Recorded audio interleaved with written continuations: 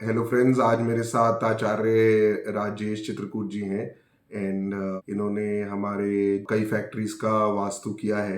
Usually मैं ये myths और सुपरस्टिशंस में नहीं बिलीव करता हूँ बिल्कुल, बट ओवर द इयर्स मेरे अंदर वास्तु के लिए काफ़ी अप्रिसिएशन आई है। तो राजेश जी चाहते हैं कि जो मेरे अंदर अप्रिसिएशन आई है ये और लोगों तक पहुंचे, इसलिए मैं इनसे कुछ सवाल पूछना चाहूँगा इस विषय में। तो राजेश जी, धन्यवाद यहाँ जाने के लिए। जी, नमस्कार। जैसे कि आप जानते हैं कि मैं तो पिछले 7-8 साल से आपको जानता हूँ। उससे जी, पहले तो मैंने जी, कभी इन चीज़ों में जी, विषय में कभी घुसा नहीं हूँ अंदर, और जी। ना मेरा इंटरेस्ट रहा है, पर ओवर द पीरियड वास्तु को मैंने अप्रिशिएट किया है फिर भी। तो मुझे ये बताइए कि वास्तु क्या होता है? ये एस्ट्रोलॉजी है, मिथ है, सुपरस्टिशन है, या कोई साइंस है? क्या है, क्या ये वास्तु जितना चलता है और इतना नॉइज है इसके बारे में? देखिए, जो वास्तु है, ये एक हम्म। विज्ञान है। हम्म। जिस तरह हमारे शरीर में पंच तत्व होते हैं, हम्म। अग्नि, जल, वायु, पृथ्वी और आकाश। ठीक है ना? इसी तरह प्रकृति में भी जो है ये तत्व होते हैं। तो जो प्रकृति के तत्व हैं, हमारे तत्व हैं, इनका आपस में जो तालमेल बैठाना है, यही वास्तु है। इक्विलिब्रियम है ये एक तरीके से। हाँ, ठीक है ना? अब जैसे आग्नेय कोण में अग्नि जलनी चाहिए, तो आग्नेय कोण में अग्नि जलेगी तो हमें उसकी पॉजिटिविटी मिलेगी, ठीक है ना? अब ईशान कोण जैसे होता है, वहां पे ठंडा होना चाहिए, तो वहां पे आदमी पानी का रख लेता है। तो जिस दिशा में हमें जो चीज चाहिए होती है, हम उस दिशा में उसी अग्नि, जल, वायु, पृथ्वी और आकाश। इसी का सारा समावेश है। तो हम उसको जिस तरह हमारे शरीर में है, तो हम घर में भी उसी तरह लेते हैं।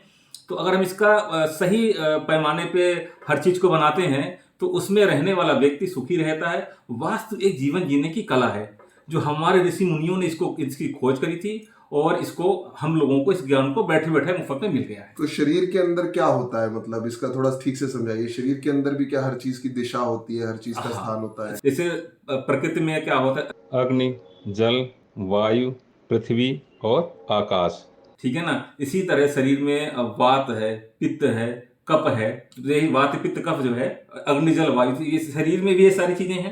ये चीजें हमारी प्रकृति में भी हैं। तो हमें इसका प्रकृति में जो चीजें हैं और शरीर में, इनका हमें तालमेल बैठाना होता है। उसमें दिशा का क्या रोल है? ये जो डायरेक्शन होता है, जो नॉर्थ ईस्ट साउथ वेस्ट। हाँ, तो जो ये डायरेक्शन है, तो ये यही सारे अग्नि, ये जितने तत्व हैं, जो हमारे पंच महाभूत तत्व हैं, तो यही हर दिशाओं में, अलग अलग दिशाओं में विराजमान होते हैं, ठीक है अच्छा। ना? तो हमें जैसे अग्नि तत्व का हमें पॉजिटिविटी लेनी है, तो हमें वहां पे अग्नि का काम करना चाहिए। हमें अगर पानी का लेना है, तो हमें ईशान कोण में जाना पड़ेगा। अगर हम ईशान कोण में किचन बना लेते हैं, तो मतलब पानी की जगह में हमने अग्नि जला दी, तो जब उसमें क्या होगा कि वो उस घर, उसकी निगेटिविटी शुरू हो जाएगी और आपको तकलीफ मिलेगी। तो ये सारा जो है, ये साइंस जिसे हम कहते हैं और हमारे ऋषि मुनियों ने निकाला, ये खाली हिंदुस्तान में ही इसका है? बिकॉज अगर ये इतनी बड़ी साइंस है तो फिर ग्लोबली इसको क्यों नहीं फॉलो किया जाता है? दरअसल क्या है कि ये पूरी पृथ्वी पे है, ये ग्लोबली है, अच्छा। ठीक है ना? अब इसको ये कि जो व्यक्ति जितना जानता है उतना फॉलो करता है। जैसे बहुत से लोग इसको जानते नहीं, तो उनको पता नहीं कि वास्तु होता क्या है। पर इंडिया के बाहर भी होता है हाँ, ये? बहुत होता है, बाहर करते हैं। बाहर बहुत देशों में, जैसे यूएस वगैरह में बहुत ज्यादा लोग मानते हैं, यूके में भी लोग मानते हैं, लेकिन मानने वाले लोग कम है वहां पे। तो पर क्या होता है इसमें? कोई ये जादू है कि आपकी प्रॉब्लम को, आप एक डायरेक्शन में बैठेंगे तो आपकी प्रॉब्लम सॉल्व हो जाएगी? तो ये कोई मतलब जादू टोना है, क्या है ये कि? नहीं, ये जादू टोना नहीं है। दरअसल क्या है कि प्रकृति में जो पंच तत्व हैं, उसी हिसाब से हमें अपने घर में भी उसको समावेश करना चाहिए, और उसी का हमें बेनिफिट मिलता है। जैसे बताया ना कि अब किसी घर में एक कोना होता है, जैसे नॉर्थ वेस्ट, जो नॉर्थ वेस्ट और वेस्ट के बीच की एक दिशा ऐसी होती है कि वहां पे वो लो मूड का एरिया होता है। वहां जो लोग भी रहते हैं, तो वो व्यक्ति, उनका मूड मूड लो हो जाता है। जैसे पहले हमारे देश में राजभवन बनते थे, तो वहां पे एक कोप भवन होता था, तो वो लो मूड के एरिया में जाते हैं। जब किसी को मतलब कोप भवन में जाना होता था, कहते थे राजमाता कोप भवन में है, या राजा साहब कोप भवन में, किसी की मतलब वो हो जाता है, कुछ गलत हो जाता है। पर ये माइथोलॉजी चलता जा रहा है या इसके पीछे लॉजिक भी ये है? लॉजिक है, ये सारा लॉजिक है, सब ग्रहों से संबंधित है। एस्ट्रोलॉजी का और वास्तु का बहुत बड़ा कॉम्बिनेशन है, और दोनों मिलकर साथ चलते हैं। तो हमें क्या फर्क पड़ेगा? मतलब हम इससे क्या एक्सपेक्ट करें कि अगर हम वास्तु के साथ अपना कोई फैक्ट्री बनाते हैं तो क्या होगा? सडनली वहां पे प्रॉब्लम्स नहीं आएंगी, या कुछ एनर्जी में फर्क रहेगा? क्या रहेगा? बिल्कुल एनर्जी में फर्क रहेगा। अगर वहां पे वर्करों का स्थान कहाँ पे होना चाहिए, हैवी मशीन कहाँ रखनी है, हल्की मशीन कहाँ रखनी है, हमें ढाल और उससे कहाँ रखना- इम्पैक्ट क्या आएगा, मतलब उससे पॉजिटिविटी रहती उससे है उससे इससे? पॉजिटिविटी आएगी कि आप जितने भी वहां पे काम करेंगे, काम करने वालों को सहूलियत होगी और काम में कोई अड़चन नहीं आएगी, कोई रुकावट नहीं आएगी, काम स्मूथली चलेगा, किसी प्रकार की कोई दिक्कत नहीं होगी। मैंने देखा है बड़े बड़े कॉर्पोरेट्स हैं, मेरे भी काफी फ्रेंड्स हैं जो हम्म। बड़ी बड़ी कंपनी चलाते हैं। मैंने देखा है काफी लोग वास्तु में मानते हैं।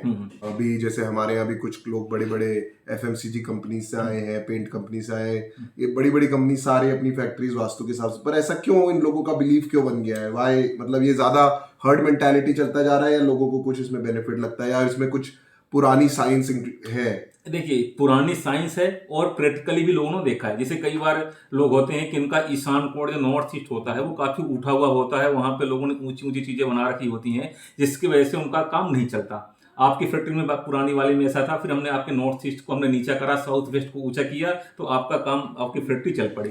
ये तो इसी तरह है। और भी लोग जो है प्रैक्टिकल जब करते हैं कि जब हमने वास्तु के हिसाब से अपनी चीजों को सही करा, उनका काम चल पड़ा, तो वो फिर उन चीजों को मानना शुरू कर देते हैं। तो इसके लिए कुछ बुक्स हैं जिससे कोई समझ सकता है कि साइंस कैसे चलती है? इसके बारे में लिटरेचर है ऑनलाइन ऑफलाइन? हाँ, इस ऑनलाइन भी बहुत सारी चीजें हैं। इसके बहुत सारे पौराणिक हमारे ग्रंथ भी हैं और उनको पढ़ के इनको मतलब इनका ज्ञान लिया तो जा सकता है। आपने इसकी नॉलेज कैसे ली? क्या है कि हम पेरेंटल हैं, हम खानदानी हैं, तो हमारे पिताजी ने हमें सारा ज्ञान दिया। हमारे पिताजी ने भी कई देशों में ज्योतिष करी है, उनका काफी नाम रहा है। अच्छा, तो वो क्या बाहर जाते थे इंडिया के? हाँ, वो मतलब 16 देशों में काम किया है, यूएस में, जर्मनी में, इटली में, फ्रांस में, कई देशों में उन्होंने काम किया।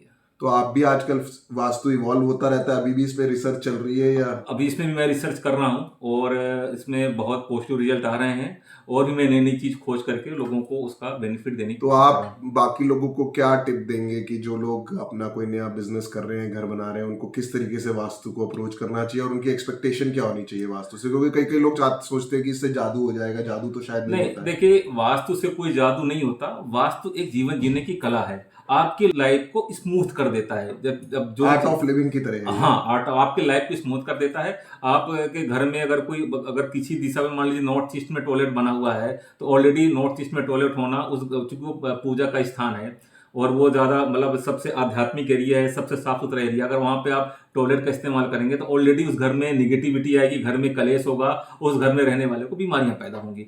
तो अगर उस घर में का टॉयलेट हटा दिया जाए वहां का, तो हमने देखा कई घरों में ऐसा दोस्त था, हमने उसका टॉयलेट हटाया है तो खुशहाल हो गए, घर में बीमारी खत्म हो गई है और उनका जीवन भी खुशहाल हो गया है। और जो बिजनेस रिलेटेड क्या इम्पैक्ट आता है इसमें? बिजनेस के रिलेटेड ऐसा इंपैक्ट रखता है, अगर आपका घर वास्तु के हिसाब से है, साउथ वेस्ट ऊंचा है, साउथ नीचा है और पूरा ऊंचा है और सारी चीजें वास्तु के हिसाब से है, तो जो आप बिजनेस करेंगे उसमें आपको सफलता मिलेगी, आपका व्यापार बहुत बढ़िया चलेगा, जैसा कि लोगों का हमने किया, उनका फायदा हुआ है। ओके, थैंक यू आचार्य राजेश जी, बहुत बहुत शुक्रिया आपका ये समय देने के लिए। चलिए, Thank you, नमस्कार। नमस्ते। नमस्कार।